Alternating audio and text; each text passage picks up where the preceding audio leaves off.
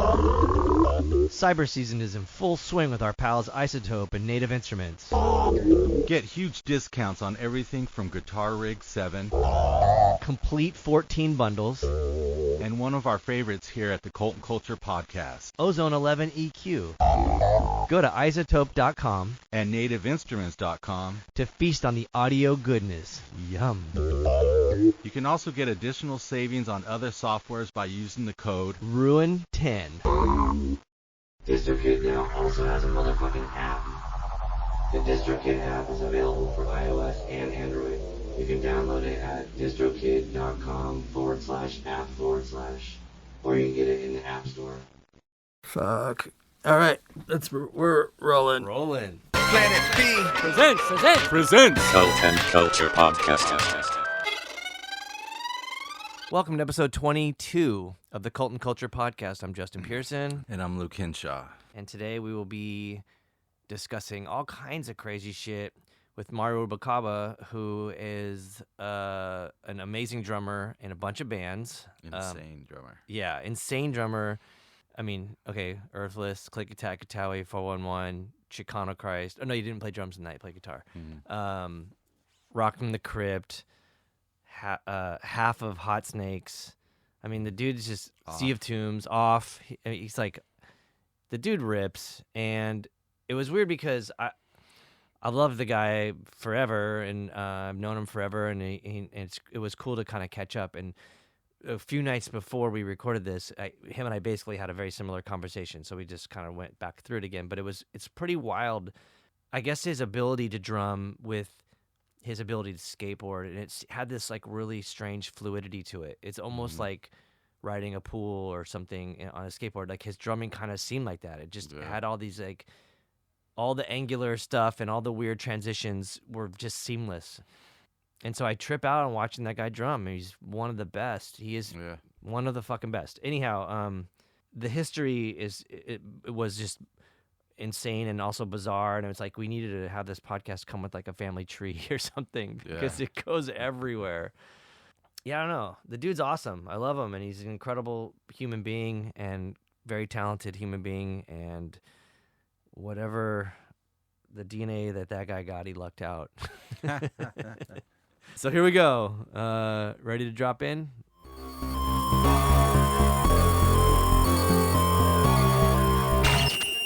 So there's like there's two sort of things that I thought I would like to talk about. One of them, well, we'll just start with one. We'll get to the other one later. But the first thing is I would like to talk about your skateboarding. Yeah. And if you think, so to me when I think of skateboarding and then I see you drumming, it's to me this might be really weird, but when I watch you play, there's this fluidity that reminds me of like sort of skateboarding, navigating like a pool or something, you know, where like there's the transitions are seamless, it's very smooth, and it seems for your drumming, it's when I watch you, it seems effortless, but like, you know, there's complexity, but it's not like, so I'm so used to like sitting with Gabe Serbian where it's very angular and jagged and fucking just you know, like almost like all 90-degree angles, but with you it just seems like this sort of wave, I guess. Do you see a transition in how your brain works? Because okay, so you started off skateboarding before drumming, or I'm assuming? Nah, drums first. Really? Yeah, drums, fuck, man, since I can remember. Like as a little kid? Yeah, Whoa. like whatever the toy kit was of the day. It was like, probably like a Mickey Mouse drum set or something. Whoa. So yeah, like at 4 years old, 5 years old, like Drumming. getting the little toy kit. But I mean, my mom says like you were just fucking crawling around hitting shit, you know. Like she said she made like a little drum or whatever. Like I was always hitting on something. So you know, I think I just I was just born with that kind of tendency to like hit on stuff. And then but I got a real kit when I was like 6 years old. Had a neighbor had like a Japanese knockoff like Ludwig kit. She sold it to my mom for like $60. It was just a really cool like Beatles kind of knockoff type thing. And yeah, that was my first kit, and had it. That's kind of what I had for a long time up until maybe like it was like 9 or 10, and then I think it just was just too thrashed and got into BMX bikes or something like that. Oh yeah. Yeah. And then skateboarding came pretty soon after that. And then with skateboarding, music came back into the fold of like meeting people that were into punk and wanting to play music. And So when you start skating, what was it like? Late 80s or mid 80s? early 80s. Early 80s. But it goes further back because I had an uncle that I had a couple pretty cool uncles that were in the 70s, like teenagers during the 70s, and one of them, he surfed and skated when the 70s skate boom was big, and there's all the skate parks here. And so I'd go to my grandma's house where they were all, my mom was working. I was like pretty much single, mom. Yeah. And I started going to my grandma's house every day after school, or whatever. I was like still kindergarten or something. And he had skateboarder magazine like issues all around. So I just fucking look at those all day and like play the 8-track, tape, whatever console and stuff. And so first two bands I was like super into was Deep Purple, the first album with like the first singer with like that song Hush on it. And then Grand Funk were an American band, which is actually a great album. And the drum, like aside from that hit song, there's songs on there that the drumming by Don Brewer is just like was one of my biggest influences. Whoa. So like him and like Ian Pace from Deep Purple were like there's shit that he's done. Don Brewer's doing. It's like I took to like Clickatat, kind of the tribal, like all the Tom heavy shit. So I would listen to those two 8-tracks all fucking day and look at skateboarder mags, Wow. And then I would ride his skateboard, but like on my knees or whatever, just like in the driveway. But I never really went to skate parks. And then when my parents were getting divorced, my mom and I actually moved into my grandparents' house, and we just like had a room in the back, and so that's just where I would play drums and like kind of learn just hit shit, Whoa. And I think I saw what's the Who movie that was out? The Kids Are All Right, or like whatever. Like I saw that, and that just fucking like. Yeah, we've been watching the theatrics of Keith Moon, obviously. Yeah, totally. Yeah. Like blowing shit up. Yeah. So with that being said, like my one friend that I had at the time, we saw it together. My mom had just like saved up all this money and got me like a new like snare head and like a new pair of sticks. And we saw that Who movie, and we were like, oh, let's destroy my drums. Yeah. So we like started stabbing the snare head and stuff and breaking. She's like, the fuck you doing? So I did. Took a while to get that shit fixed again. But, wow. But yeah, I've been playing drums since I was a kid. Been around skateboarding and like aware of it since I was pretty young as well. And then I was just always really into like hard kind of rock, like music, like really into it, like from a young age. So, I think that led to me getting into metal, first predominantly, like hard rock and metal. And then after being turned on to punk and like hardcore, I was just like, it just totally changed my whole course of where I wanted to go. Yeah. So. I mean, I think like maybe in the early 80s, like when MTV and stuff happened, like, if you could get a glimpse of like certain things on there, like Devo, and also I remember like seeing Ozzy stuff, like those were the things that really like, or maybe Kiss, but more so like musically with Ozzy, I feel like for the metal side of things, like I was just like, what the fuck is this? Like, that guy's crazy. And like as a kid, it like seemed very, enticing. Totally. I mean, I'm going to say it was MTV. I think I remember it being around like 1982 was like that year. And because for me, it all like, I was either in 4th or 5th grade. And like seeing the first wave of videos on MTV, like you said, like Ozzy, and then you had Van Halen, Hot for Teacher, and like Quiet Riot, and they just showed those videos all day long. And then Iron Maiden came out with like Run to the Hills, off of Number of the Beast, and that record changed my life. Like I bought that on tape. Somehow I snuck that away from my mom, and that was just a game changer for me. So I was just like full into like that was my like.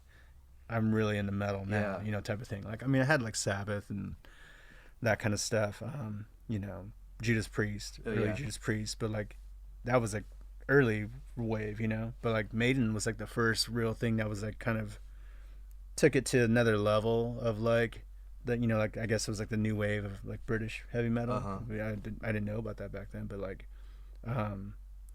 yeah, it just had a fresh sound to it, you know. And then so obviously metal and stuff took over, and then the link from skateboarding to punk is very obvious. I mean, it was like it was everywhere. You know, if you look at any of the pro skaters of the time, they always like, you'd always see like a Misfit shirt or like Sam Hain stickers and shit, like, you know, whatever, like whatever it was.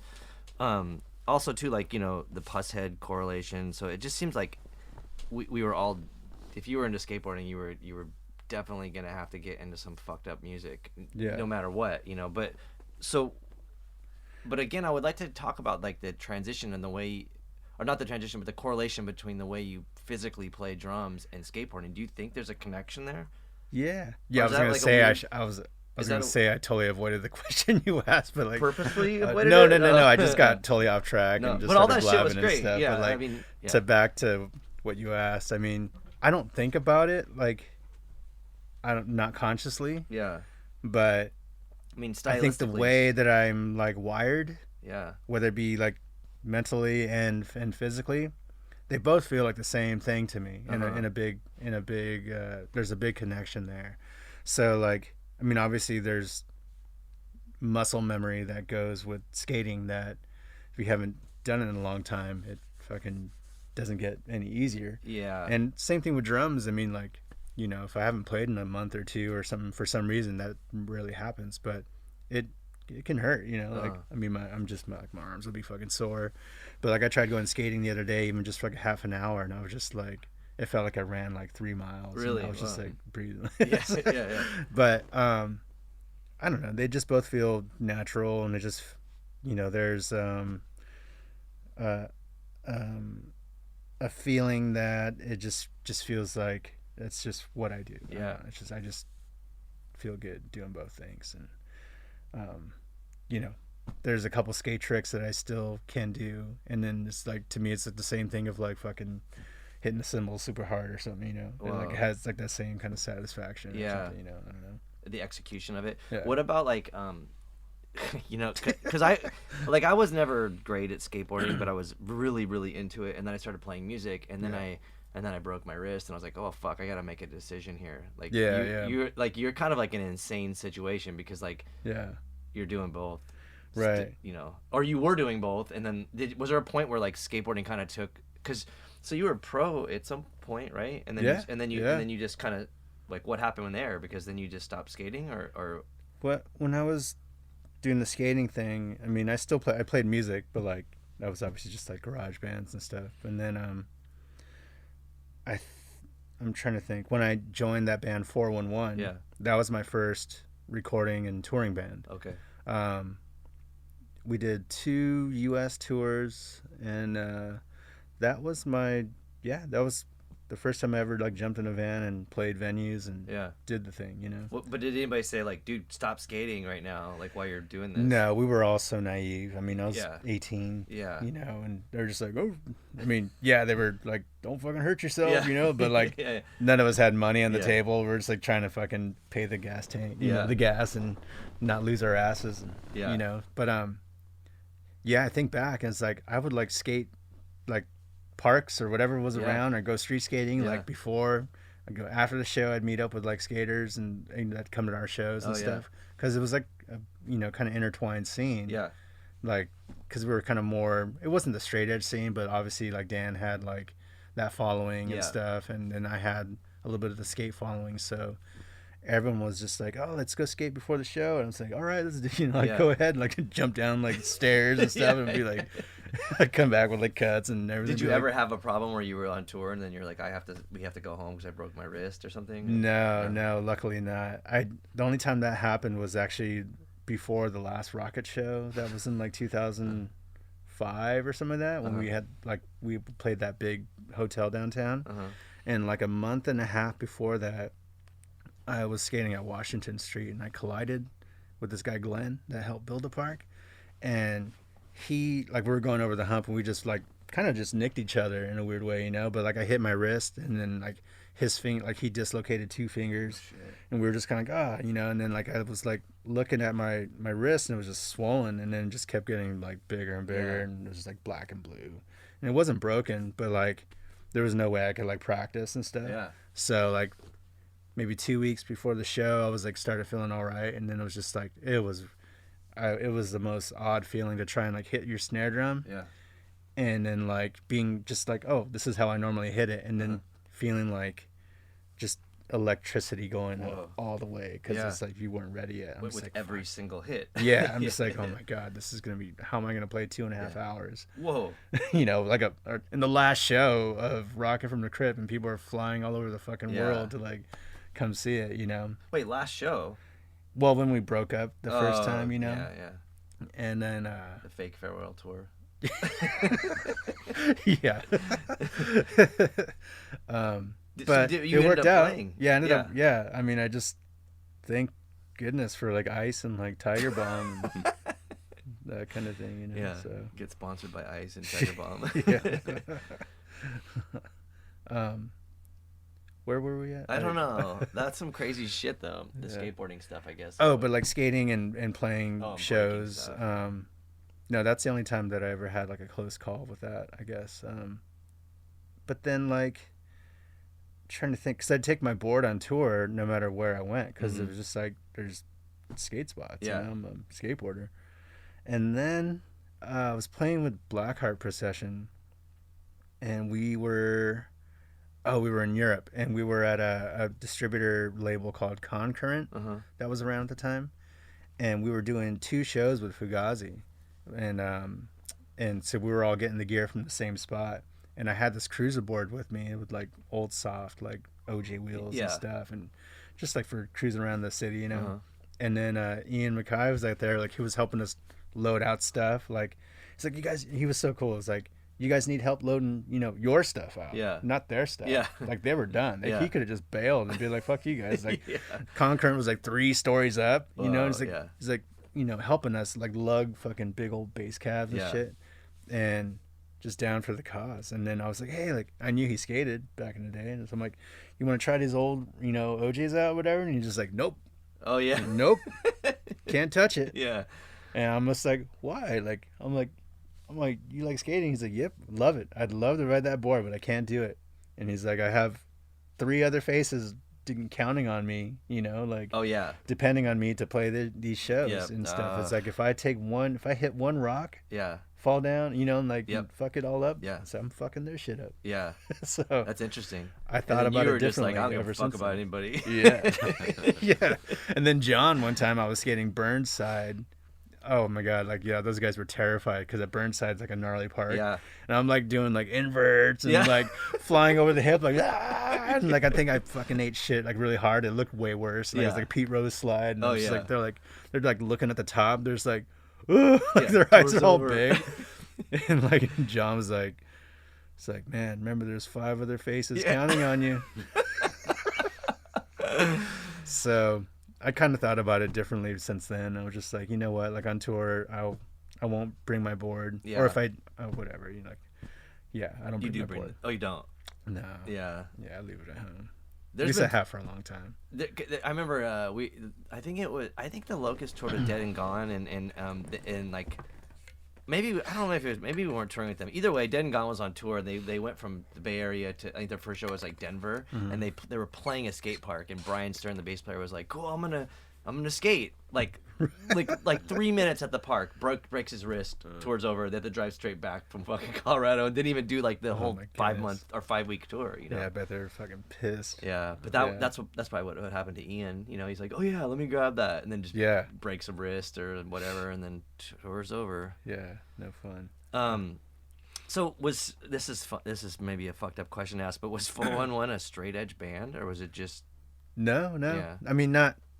Because that would consciously put you in the pocket there. Right. I mean, obviously Dan came from that background, and Josh and Kevin, the other 2 guys, were part of that scene, but I don't think Kevin or Josh were. I don't know. Maybe they were straight edge at some point, because they went to all those shows and stuff and were a part of that whole thing for a long time. But Kevin was more from a metal background like me, and Dan was definitely at some point, straight edge and stuff. But when we started, didn't he have he has like poison free tattooed on him, and then I heard he like got used to be above the poison free tattoo. Yeah, I'm not sure where that tattoo stands of these days, but I'm sure when I see him, I'll observe it. Yeah. But yeah, when we started that band, I mean, I joined last, because they had recorded that 7-inch before I joined the band, and we just kind of wanted to do something different that was just more blending, the melodic side of hardcore, but then also Kevin having this kind of hard metal edge, vibe, and just doing whatever kind of felt good. And when I joined, like the songs just started like kind of coming together really fast with what Kevin was writing, and then just like being able to play to what he wrote, And plus, I mean, for me, like I was coming from Vista. Yeah. And like I only played in a band with my close skate friend, Mark Hostetter. And we Wait, what did Mark go on to do? He didn't really do any bands after. Like he worked in the skate industry. Yeah. And like Del Nieto or something, or Tracker. Oh, Tracker. Okay, yeah. So which Tracker was at the time like Trans World. Oh yeah. Tracker, and then they started a kind of a bigger like distribution thing later on. But yeah, that's who I joined my first band with, and we had a bunch of different cornball names, that kind of grew. But then like our band that we did a couple shows with was called Committed, and at first it was North County Committed, and then it was like trying to be like the North County hardcore. Yeah. And then like and we just played parties, but like we used to practice at this band called Blood Lake, which was a band. They were like in Oceanside, Tri-City area, but they were fucking gnarly. So Simon, that was in Crash Worship, played drums in Blood Lake, and it was pretty good punk rock.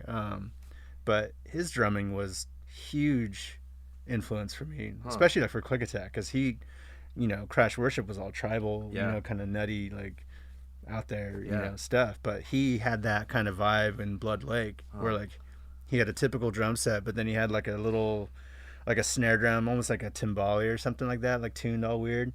But he'd do all these fucked up tribal beats with like, totally adrenalized like hardcore. Yeah. So it was just in like, he kind of had that kick drum thing that I was just like that boom, boom, boom, boom, like constant, and like it was just over the top. So we would practice at their house. So seeing that guy play that kind of music was just blew my like creative mind open. And I think that like, did you ever play in Crash Worship? No. I only saw them a couple times, and that was really cool. I mean, a lot of people like Aaron Montaigne played in it, and Jose Palafox played in it. Like random people would just be in it every now and then. Yeah. They would kind of have a huge ensemble, it seemed like, and stuff. But no, that would have been fun though. But yeah. So, those early days of my first kind of band or whatever, we just played parties, local parties, and that was it. So getting into 411 was super eye-opening as to like, wow, we can like actually go and tour and recording at West Beach, was like, wow. It was like a real studio, know. And, because of like, you think because of Dan maybe? Yeah, and just like, he had his ties to like Frank at Nemesis and like whatever. Cargo. What was Cargo? But what was the label? Headhunter. Yeah, and just like kind of that whole thing. Yeah. So. Which is also compared to what I had no ties. Yeah, but do you think that might have like, because then you ended up doing stuff with Cargo. I mean, I guess it's like kind of an incestuous scene, like Southern California or whatever. So it would make sense.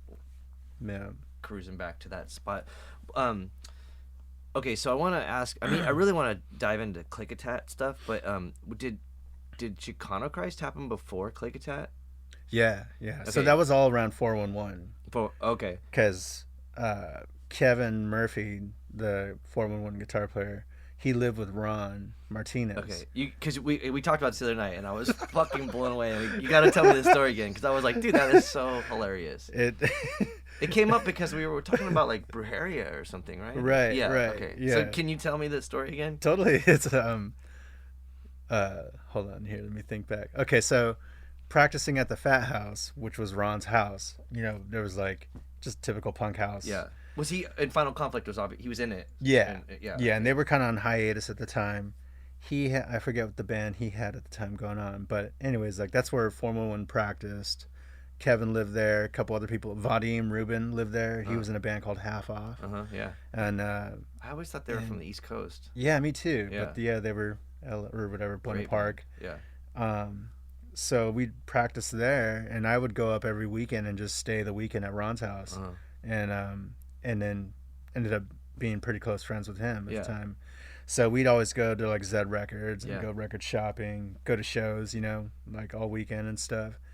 And then we went to go see Iconoclast play, and they were killer. That was a great show. And we get back after seeing them, and then I think we had just like smoked weed or something stupid, and then like we were listening to that Brujeria 7-inch, the first one that came out, and then just like Ron just started laughing like out of control, and just like it's like, oh my god, he's like I got it.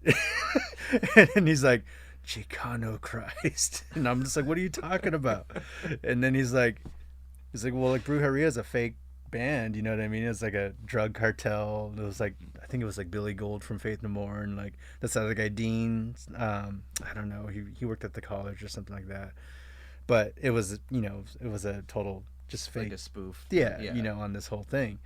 And he's like, dude, we'll be Brujeria's rival band. And it's like, we'll be vegetarian homeboys, you know, and like, he's like, Chicano Christ. And it was like, you know, so we just started, I don't know, elaborating on this like masterpiece of an idea, obviously, that we're still fucking talking about 30 damn years later. So we were like, okay, who are we going to get for the band? And then like Kevin, we're like, oh, he's the token white guy, so we'll name him Casper or something like that. And then our buddy Steve, he was like a short little Mexican guy. He played bass in a band called Freebase. It was just two bass players in the drum machine. And we're like, yeah, he's perfect. He's short and he's kind of stuffy and he's like, and he's all pissed off. Yeah. And so we just came up with the whole cast of characters. And I think I took one of my grandma's pictures of Jesus and like did the bandana and like the whiteout, like the Vato X's, and put like a joint in his mouth. And then we wrote the lyrics in one weekend. We practiced 2 times, did the 7-inch, and we played one show. And then the one show was actually supposed to be Rage Against the Machine's first show in the garage in Irvine. Yeah. And we played with a couple other like Mission Impossible, some other like straight edge bands. And then Rage was all set up, ready to go inside this garage, and like literally like Zach was like doing the whole like talking up like, yeah, the fuck the system, you know, like, y'all you with me or what? Yeah. And then, like they're right, like literally about to click into the song, and then you hear this fucking like knock knock knock knock knock on the garage door, and it was the Irvine police. Wow. Just like lift up the door, and it's like, oh. Yeah. Fuck, that's great. So, so now's the time you should get that band back together. It's kind of funny though, like I mean, I played guitar in that band, so, and Kevin played drums, so it was just like an excuse for us to like switch around and have fun and do that. But yeah, we were actually surprised how many people actually kind of like liked it, I think at the time Iconoclast was such an important band to a lot of people. And I think that, you know, like they're on Vermiform, like and then so like there was this Chicano thing, which just obviously got all the attention, you know, because of it. So the joke worked, I guess, or whatever. Okay, so I would love to just dive into the insane thing that Click Tally is, because I feel like it kind of came out of nowhere, and I still to this day, like, I mean, you can kind of reference certain elements of it, but like it was like the most bizarre band of that time, you know. And I remember like seeing you guys play with like Man is the Bastard at the Huntington Library.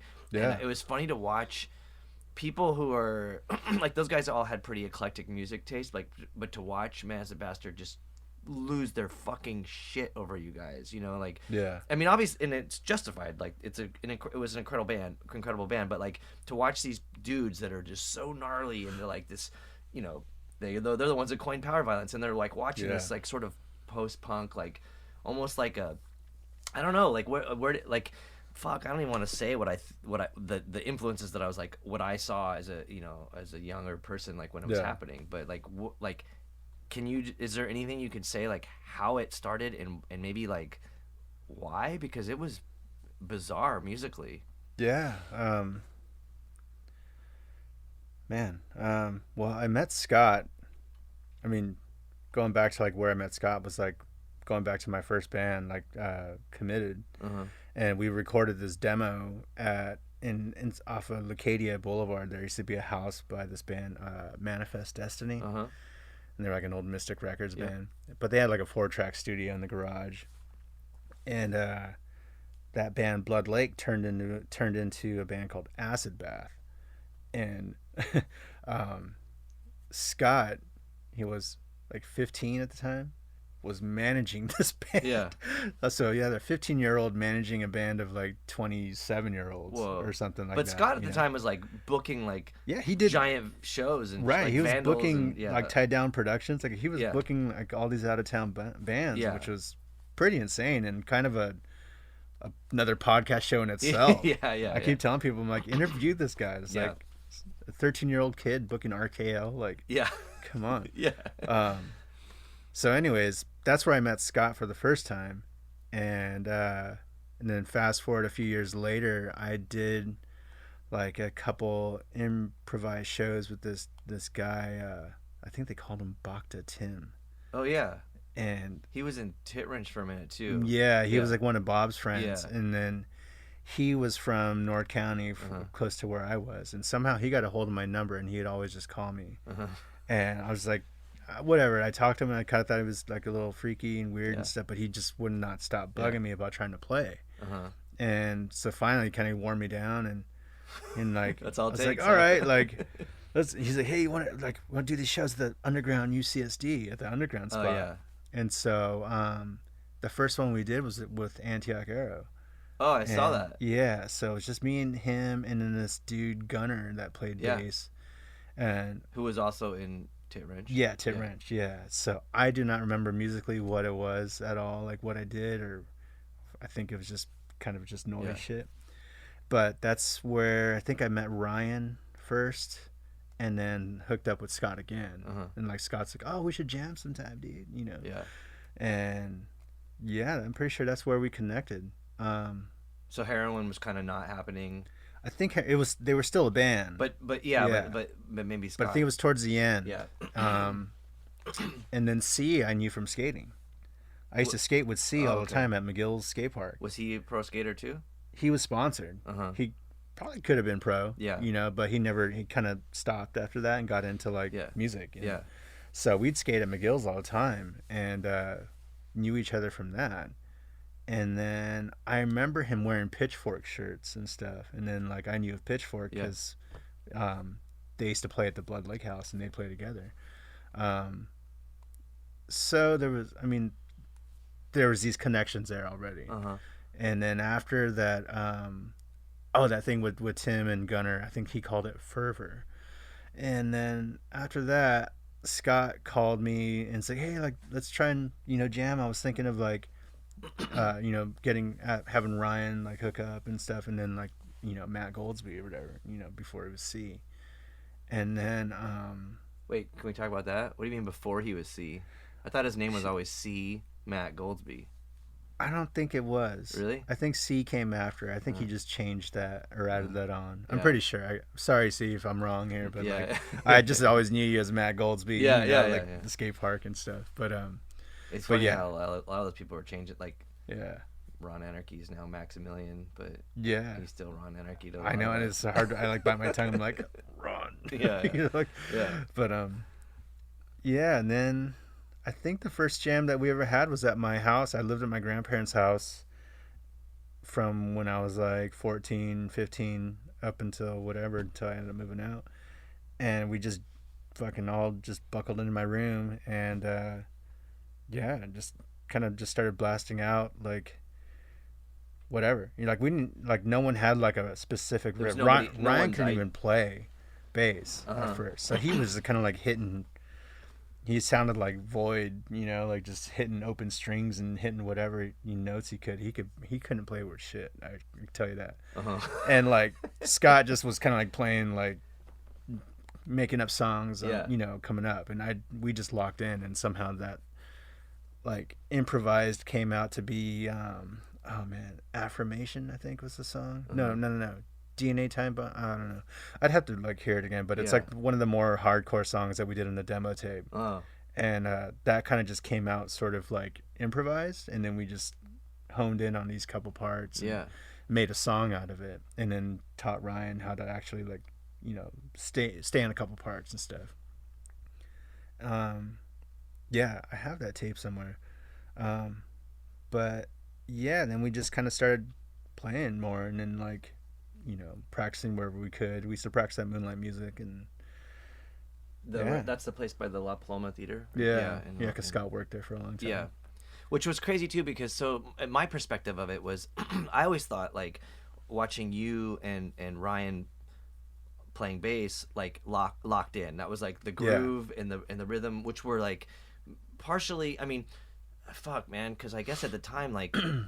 I really was focused on the bass playing. I played bass, but I was like always kind of watching like the connection that you two had, and so it seemed really good to me. And then there was like Scott, who had at the time had like what I thought was a lot of pedals. I don't know totally, but yeah, I mean, it was and I was just, and it was always like the guitar was always just like, you know, and I could never really like get like, there was never like, you know, the hook or like the guitar. It was always just like the bass line was keeping it down, and then there was just like this swirly fucking crazy shit that Scott did, and then, which it was funny too, like watching you guys. Like I think it's one of those things. Like I want to enjoy the music, and I do feel the music, but I'm always fixated on like the musicianship. Like what is that person doing, or how is this happening? And I can't like.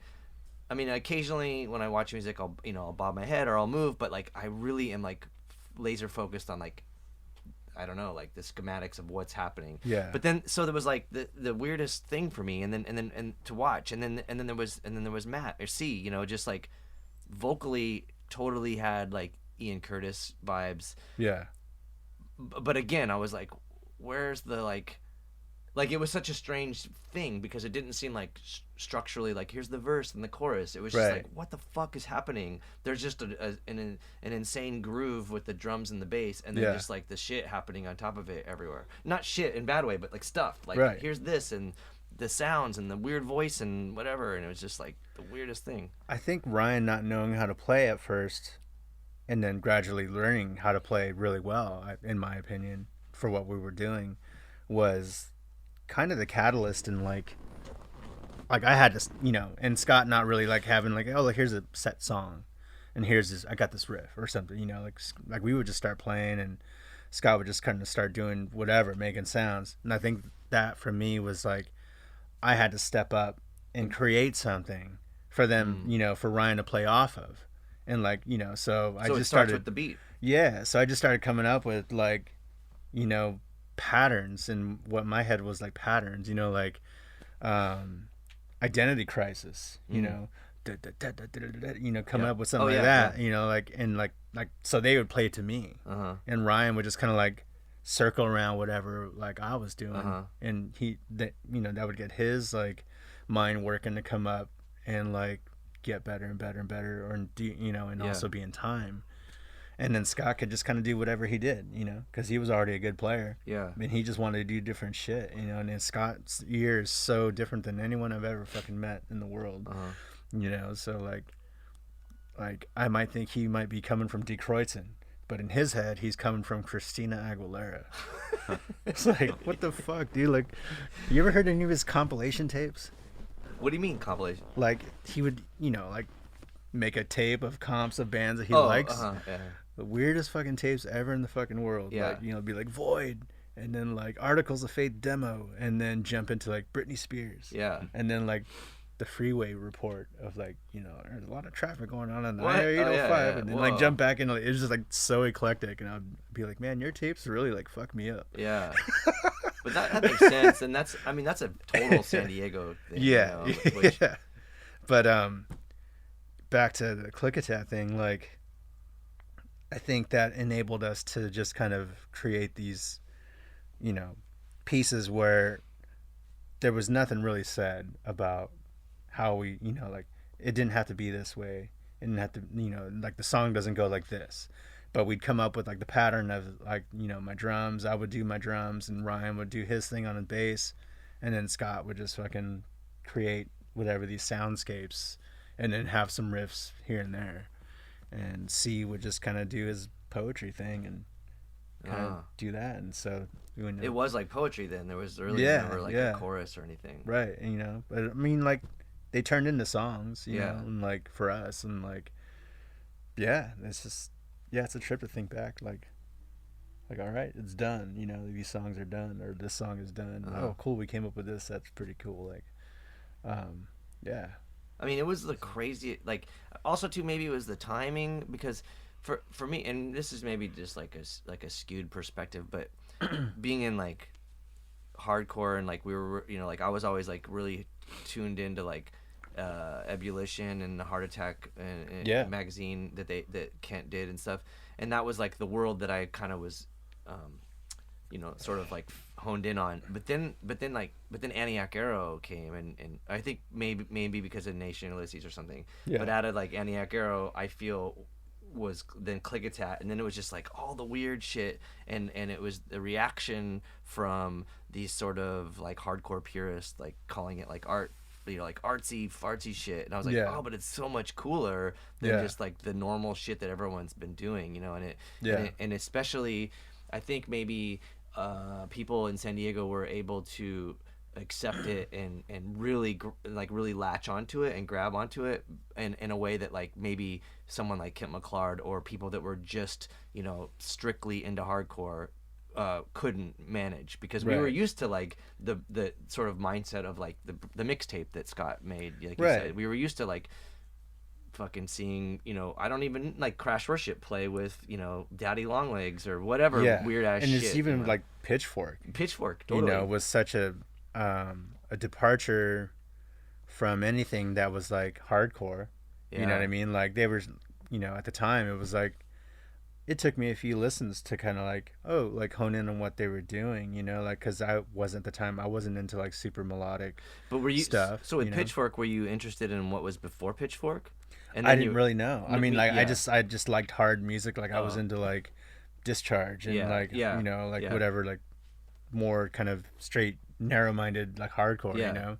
And then like hearing Pitchfork was like, oh, there's still energy there, but there's like melodic stuff going on, and then like Joey's drums were like really cool, and then and, you know, like John's guitar playing was so different at the time too, but like Rick's vocals, you know, like you know, like it was cool. Like seeing it live, I got to see him like 2 or 3 times. So it's like I was just like, oh, I mean, it just I liked it, you know, and I just thought San Diego always kind of had such a eclectic, you know, range of bands that, like you said, would play together, and compared to other places, I think around the country or in the state, you know, it's like if people were into hardcore, they were just really into like hardcore. Yeah, definitely like Antioch Arrow, and like even like the end of Heroin, you know, was getting a little bit different. Sure. But then like Antioch Arrow and then Clickatat, like kind of just just said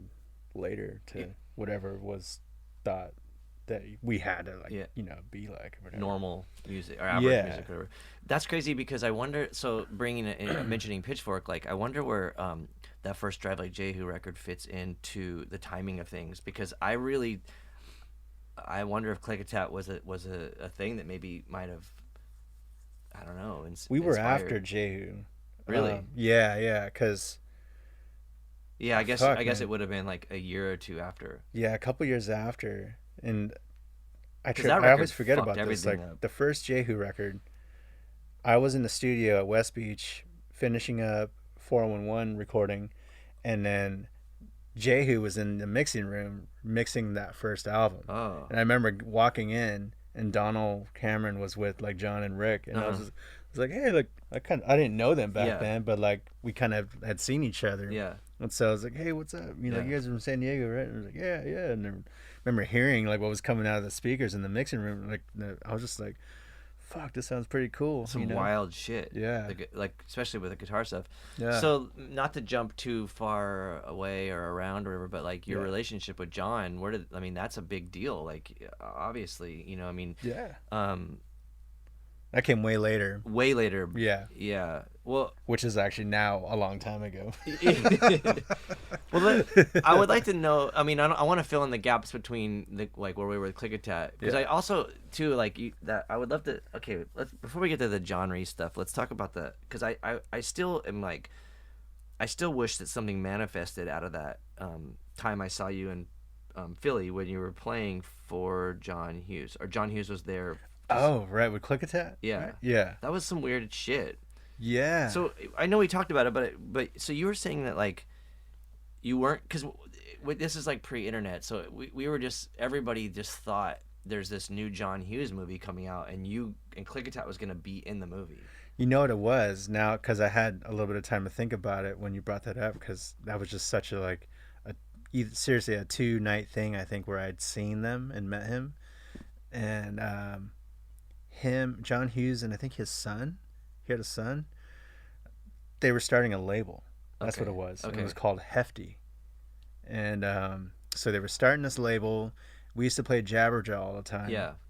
And I think that's where there was a chick that was involved too. I think her name was Jessica. I can't remember. Oh, yeah. So she would come to our shows all the time, and she'd hit us up about, hey, thinking of, we're doing this new label called Hefty. It's backed by John Hughes and John Hughes' son.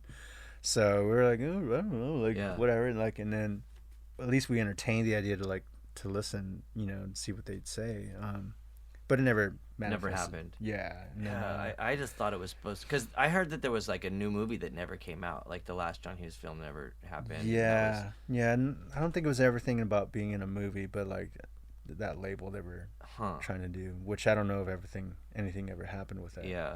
Well, the folklore that I thought was the story seems I'm cooler. sure it would have been just amazing to see you in one of the movies. Oh man, yeah, that would have been cool, because he was obviously back then the shit. Yeah.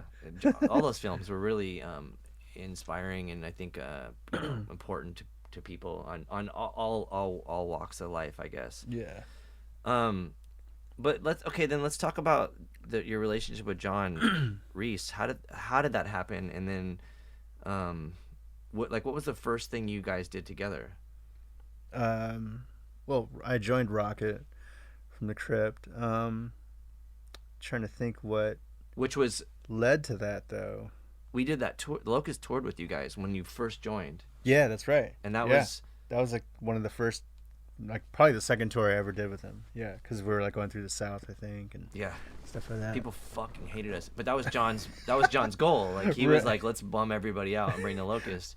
Yeah, and we were. And he just liked it. Eclectic. Yeah. He's never been afraid to But his the Rocket fans of Texas do not want the Locust anywhere near them, or Alabama. Where the fuck were we? We were all in the South. I just remember every night being fuck again, just getting persecuted. Yeah, but it was cool. We were down. It was funny because we really obviously grew up with John's work, Pitchfork, and then Jehu. Yeah. And then it was cool to just be around him, and to have him, to have that sort of camaraderie between the bands. But then when you joined, and not to make it weird, but I do think that Clickatat was a huge influence on the way that that probably how Gabe Serbian got into drumming, but also it was a huge influence on everybody at the Locust at the time. Mm-hmm. Even our previous drummer Dave Astor, and then me and Bobby and Gabe all were just obviously really into Clickatat, so it made sense. But it was cool to go on tour with you guys in Rocket, because we already liked Rocket, but it wasn't, and this is no offense to the band, but musically it's rock and roll, and that's cool, but it's not Clickatat, or it's not Jehu, it's not the fucked up weird shit that our that we were into. But it was cool to see a really awesome band get you as the drummer, because then it was fuck, now it's I don't know, it added this extra level of something. I don't want to say musicianship, but it added I don't know what it, an aesthetic that was really important, I think, to people us that wouldn't normally just listen to like accessible music, because Right. Rocket's sort of an accessible band. Yeah. But that was always like, so anyhow on that tour we were just like, holy fuck, Rocket's like the raddest shit now because you joined, and it was cool just to kind of be around it and like cool. see it on a Yeah. different level. You Yeah. know? That's cool. We played a pizza place in Little Rock, and it was like, it was like, that was great, and everyone hated us, and everyone loved you guys, and it seemed like a perfect night Yeah. at pizza. Yeah.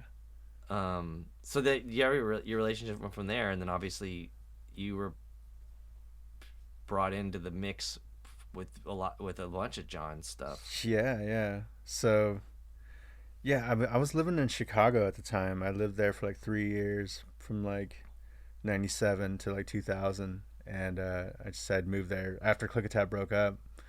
I did a couple records like really fast with Rob Crow with a Thingy. I think we did like two records in the span of like 6 months or something. It was really fast, and then I was moving, so then that thing came to an end. Oh wait, real quick, did Yeah. you do Sea of Tombs when you were in Chicago? Yeah.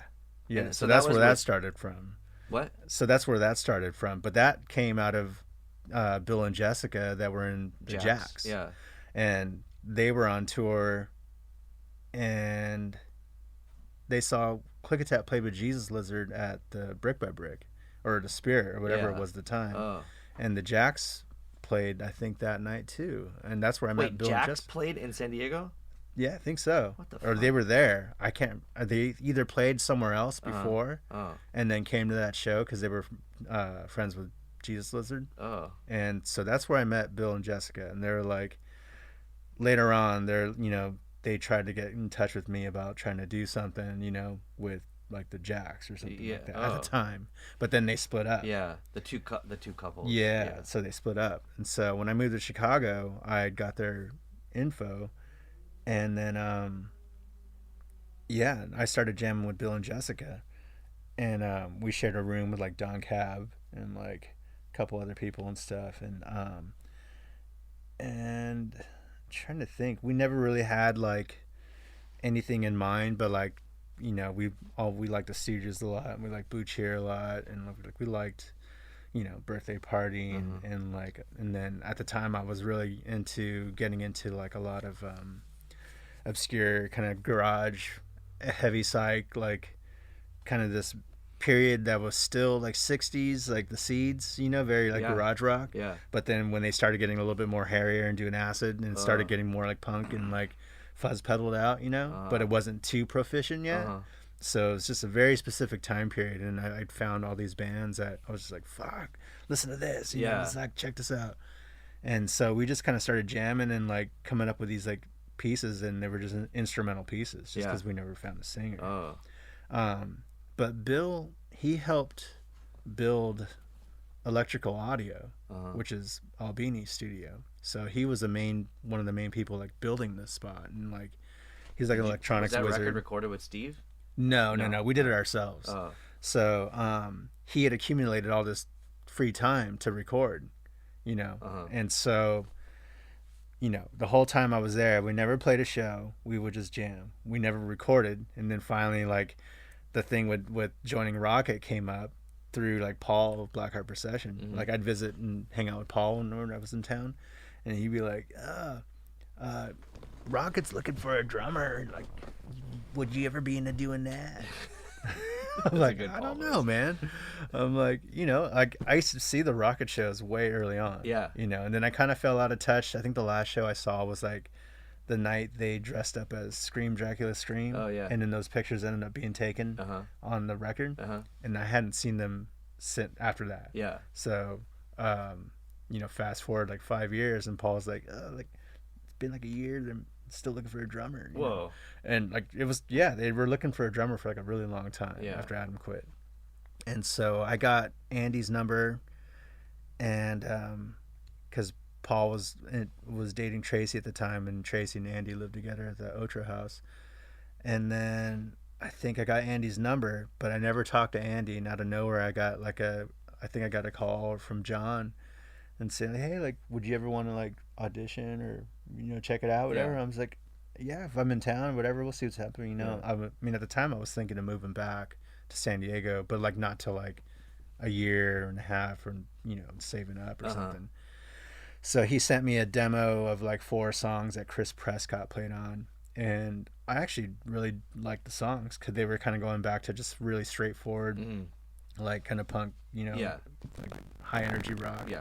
So I was like, oh man, I'll definitely give this a shot. So we organized like a time to head back that I could like visit my family, and then like we could like jam.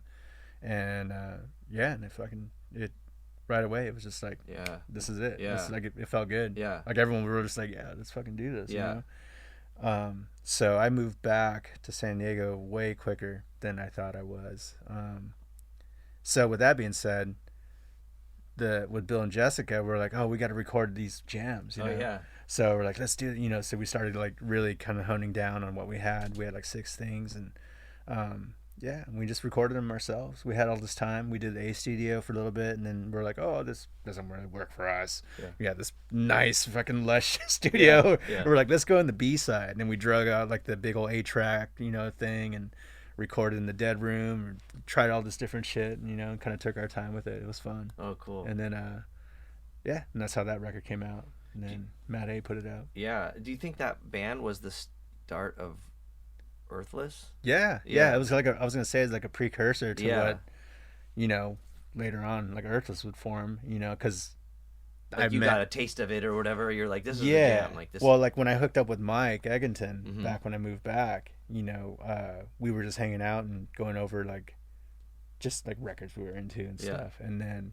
we were like, oh, like it'd be cool to start a band that was like very specific, you know, like krautrock, and then like Japanese like psychedelic rock, you know, like Flower Traveling Band, and you know, like Amandul, and all these like weird fucking bands. And then we're like, oh yeah, we should fucking try that out, like let's, you know. And then Isaiah was living in Oakland at the time, and when he came back down, then we jammed with him, and then that's where that fucking came from. But I was like in Rocket, so like I was full-time Rocket, so Earthless was just kind of like a couple jams here and there. But yeah, Sea of Tombs was definitely like the first instrumental thing that I'd ever done that was like heavy psychedelic rock, but it was more kind of punk tinged, like Stooges, really primitive guitar playing. Yeah. You know, and Yeah. and but it was cool. I feel like that's one of the records, the Sea of Tombs records, that people just never found out about, which is a bummer. You know, it's like, man, it came people- out on 9/11. Like on it was the 9/11. It was wow. released like on 9/11. Holy It was shit. just like fuck, what a there never goes forget that that record. Like, Yeah. But it was also like kind of like, I don't know, it was like kind of cryptic in a weird way to me. I was just like, ugh, like thinking of both of them combined. Totally. But yeah. Even the, no offense to anybody, but like the name of the band, and Yeah, you know, like, yeah. it just seems like it's also instrumental, so there's not really like a specific message. It's just kind of like a vibe and a feeling or something. Yeah, it's cool that people found out about it a little bit later on though, and people that like kind of dig backwards and they hear that and they're like, oh, this is pretty cool to hear this like pre-Earthless sort of thing. Yeah. That Matt did too, you know, like I was pretty surprised that Matt wanted to put it out too, like on Gravity, you know, like. Yeah. So it did seem like an odd shift from like what he was big doing. time. What? Big time. Yeah, totally. yeah. But it also, again, going back to like the San Diego vibe, it's like whatever, do whatever the fuck you want. I mean, I think he had already like put out like a Blackheart record or something. Yeah, or or 3 Mile Pilot Yeah, maybe. or 3 Mile Or, like, Pilot, or something. And you're just like, okay, well, clearly anything goes, and that's great, you know. Man, that's so. The John stuff. I mean, you were doing Rocket, and then eventually he recruited you for some Hot Snakes. Yeah. That was interesting because I was a fan of Hot Snakes, and like they weren't really a touring band during the first, like when those first 2 albums came out. They had done one tour around that second album, and I think that kind of initially started the spark of like them wanting to do the band a little bit more as a touring thing. And then Jason had just joined the Burning Brides with Dimitri, that later I played with and Off. Yeah. So bad timing in that kind of scenario for him, but also like he had joined this, Burning Brides had like signed to like a major label and all this stuff. And I just remember I was working one day and then I get a call from Brian Dilworth, rest in peace, and he was like, "Hey, got a situation." Like, what's up, dude? Like, first of all, he never used to call me back then. I'm like, what's going on? And he's like, so Jason and Hot Snakes and Jason and Burning Brides. It's like something's not working out here. So like, basically there was an overlap in like the touring. So the end of the Hot Snakes tour was the beginning of this Burning Brides tour supporting Queens of the Stone Age, like on whenever that Songs for the Deaf album came out, which was like a big deal at the time.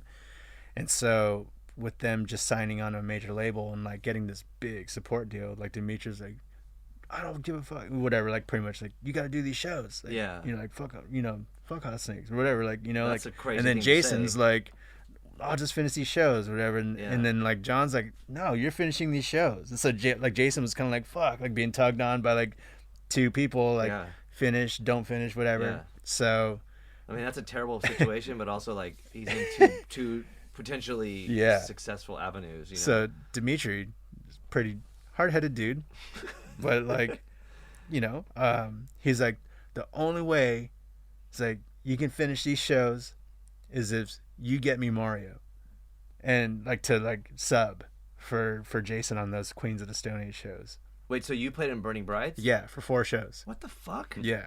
Whoa. So Brian was like, yeah, come out to Philly, spend like 2 weeks, rehearse with the guys. And I'd met, because Burning Brides opened up the first Rocket tour. We did like a leg of shows on the very first like Rocket shows I ever did. When you were with Rocket then? Yeah, when I just joined. So that's where I met Dimitri in Burning Brides. And fuck, that's crazy. So, okay. So he had seen me play, through that. And like, and was like, and we struck up a friendship from there. You know what I mean? Like, and then, so that's when he was like, you get me Mario and like whatever. And then you can finish the Hot Snakes tour and then we'll do these shows with Mario playing. And then Jason will join up after that. So I flew out to Philly and did practice with them. And it was just like a half an hour, opening slot. Yeah. But it was like in front of like these big venues and shit. And whatever. It was like a paid gig for me. It was cool. I got to leave for a little bit. Yeah. Spend 2 weeks in Philly. Yeah. It was cool. But so after that, Jason was kind of like, you had to do Burning Brides because he signed on to this major label deal. Oh shit. And so when Hot Snakes wanted to start doing Hot Snakes as a touring thing as a band, and I think that's when John had to fire Jason initially. And did Jason say get Mario or for Hot Snakes? Yeah. No, he was bummed. Whoa. I don't think things were good for a little bit. So he got fired. I hate using that word, whatever. Yeah, whatever it is. Yeah. And then that's when John hit me up about playing with Hot Snakes, and then and then that was like the first Hot Snakes record that was actually really done as a band, like with Gar playing bass, because there's no bass on those first two records. It was just John and Jason. So this was done like 3 of us, and then like Rick coming into the fold whenever he could, and like making a record as a full band. Wow. That's what it sounds totally fucking different. Which album was the first one that that I did? Yeah. Audit in Progress. Oh yeah, that's the red one. Yeah. So and it sounds totally different than the other 2 records. Yeah. So, but that's the same with Rocket too. I mean, you can tell when it's you. It's just which is cool. Yeah. But there was like people that didn't like the Audit in Progress record at first. I was like, this doesn't sound like the Wipers kind of like straightforward, like 1, 2, 3, 4, that kind of like thing, and it was all like Yeah. So, people don't like change for some reason. But now people do like the record, so I don't know. It just took them a minute. Yeah. Huh. But yeah, crazy how all these little things. It is so incestuous and then that weird. first Rocket tour was also the catalyst for what would later become Off. I know. Because meeting Dimitri on that first tour of Rocket, and then at the end of that first tour is when I met Keith.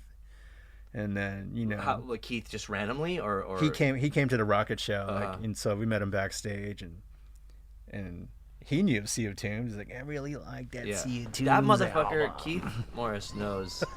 He's like Jello, like they're like, like, how do you know about the most random weirdo one-off things. Or Yeah, like, yeah. How do you know Yeah. about this? Both of those guys are like serious, deep fucking music. Yeah. Not even they're beyond nerds. Like just deep like music. What is it? Heads. What's like beyond nerds? what is A beyond guru nerds? maybe or Like, something? I don't know. Yeah. I mean, Music masters. I don't Keith's stories of like bands and the bills that he's seen are just insane. Yeah. Like, you know, just the lineups like Captain Beyond with Black Sabbath and Status, like just all like my favorite like Yeah. bands of that era of the big classic hard rock bands, and like, you know, yeah, just funny shit. Just like, I mean, he should just write a book on like the bands he's seen. Yeah. And stuff. Wait, sorry to change Yeah. because you said Black Sabbath, but there's that photo of Gabe Serbian, Dave Lombardo, Bill Ward, Oh yeah, and Dale Crover. I think so. Yeah. But are you? There's a one with you too, right? There's one Not with Bill Ward, but just with me and Gabe and Dave Lombardo, I think. you, 'cause Gabe, was it Dave, the first Dead and, Cross show? and Dale. Oh, and Dale. Why were you there? Did you play? No, Where was it? The Dead Cross show? I guess so. No, wait. Oh yeah, it was Dead Cross with Napalm Death and Melvins. You were just like there? I think I was just there. Huh. Yeah.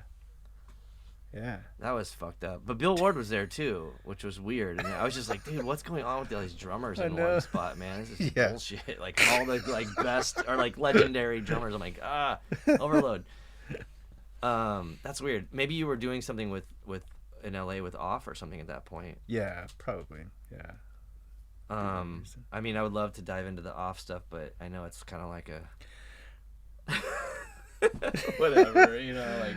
No, I mean, I don't, you know, I have nothing but like just respect and like appreciation looking back on the whole experience. I mean, like, God, there's so many books and movies that could be written with the experiences that we've all had. Some of the funniest, most fucking over the top laughing I've ever had with that band, but also some of the most frustrating and like tumultuous, odd, probably definitely the oddest, weirdest lineup band I've ever been a part of.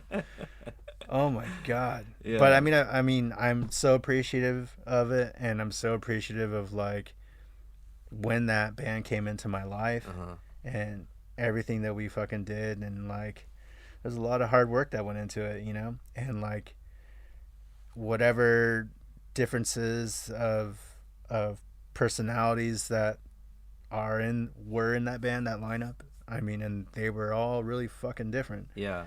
You know, it's what made it what it was, and for the time being it was really cool, and I was stoked to be a part of it, you know. You know, I think back to what I was doing when that thing started, and that, I mean, it saved all of our lives. It saved Key's life, Dimitri's life, Steven, you know, like we were all doing such different things, barely like Keith fucking barely was paying doing the Circle rent. Jerks.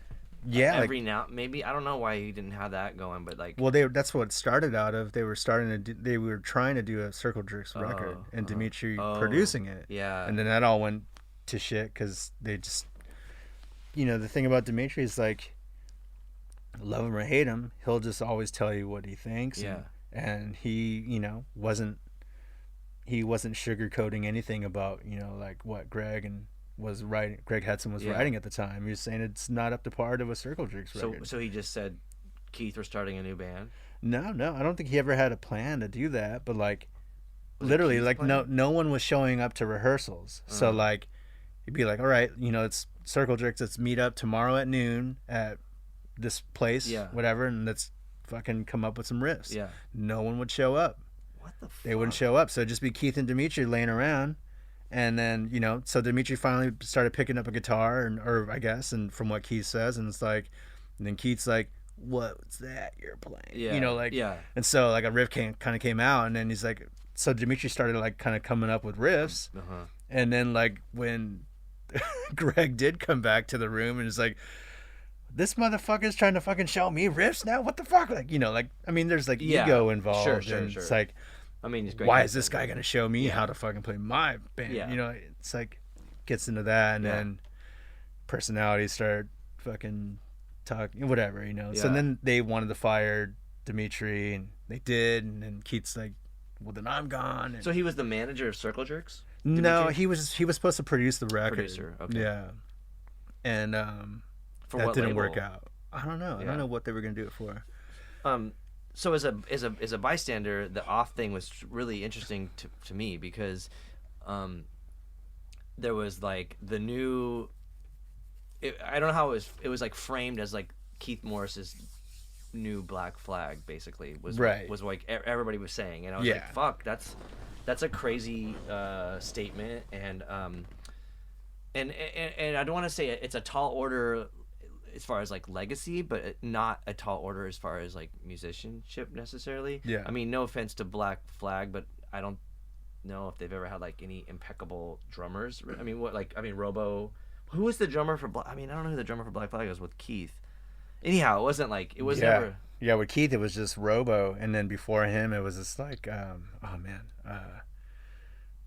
Brian something. I forget, but like because Keith was only in the band for like a very short time. Yeah. But so that was a weird thing too, because it wasn't framed as like the new Circle Jerks. It was like Keith has this new Black Flag. Well, I guess because of Off the name or whatever. So Right. so maybe that made sense. And then it was like Vice was all about it, and it was just kind of like it seemed very fucking hip and shit. And I remember like the first time hearing it was I was like very impressed. I was like, yeah, it's like a modern Black Flag with Keith, which I think he's one of my favorite.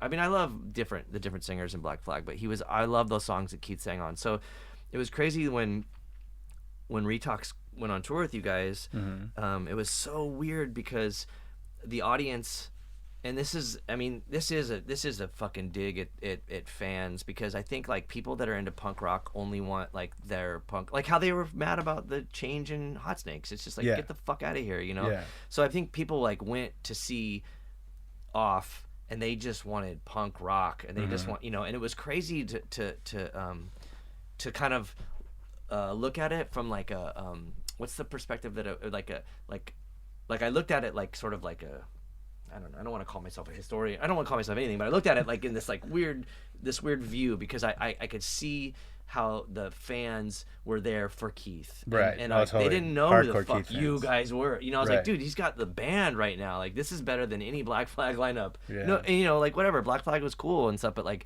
this was the shit, and it was like really weird to see that happen, and I don't think it gave people enough time to reject it. They were just like, fuck, this is like better than Black Flag. Yeah, it was definitely a very unique pairing of people.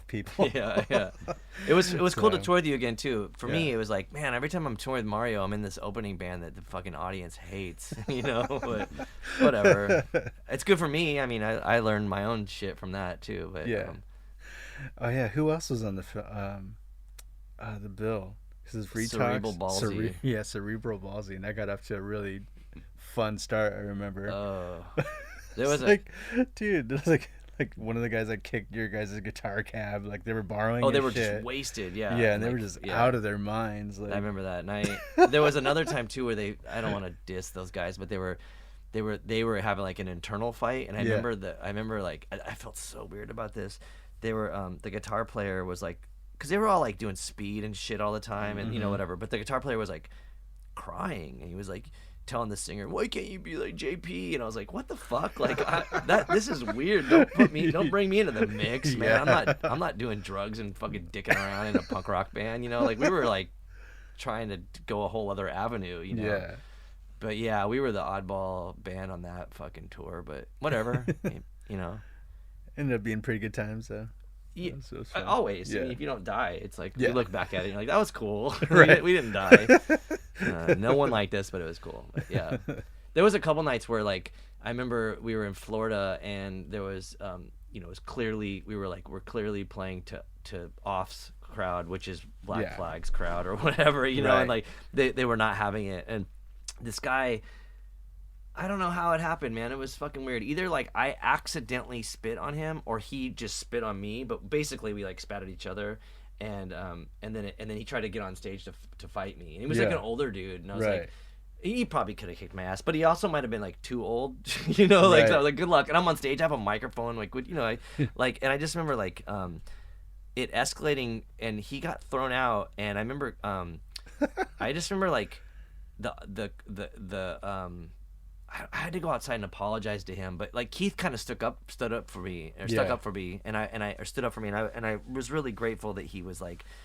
Coming from it was the venue, like, you can't spit and do this to the audience, you get out there and you fucking apologize to that guy you paid. I'm like, fuck that guy, he was like talking shit and throwing stuff or spitting or whatever. And then it was kind of Keith, you know, who was like the headliner, and he was like leveled with the security and was like Mediated. and I was like, thank you, you know. It's like dad at that point. Thanks, Dad. Right. You know? Which is cool. I would totally take Keith as a father figure. I think he could technically be my dad. When Circle Jerks played last week or whatever it was, he was like, I'm 67 or Fuck, man. something like that. And I was like, yeah, you could totally be my dad. Crazy. That's crazy. Yeah, I think he was like in his like 52 or 53 when Off started, which does not seem old. I'm like already getting close to that. Yeah. I'm gonna be 50 this year, so I'm just like, fuck. Yeah.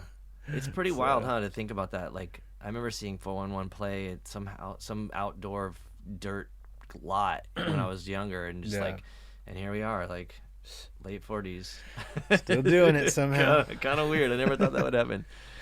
Oh, man. There you have it, episode 22 of the Cult and Culture podcast. We'd like to thank Mario for taking part. We highly suggest checking out his resume and all of the stuff he's been part of musically.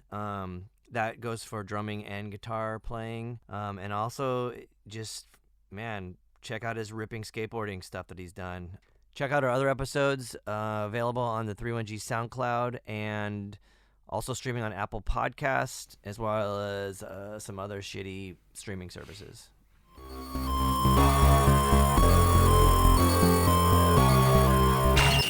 Cult and Culture is proudly sponsored by Earthquaker Devices, Fender, and Heartwork Coffee. Planet B.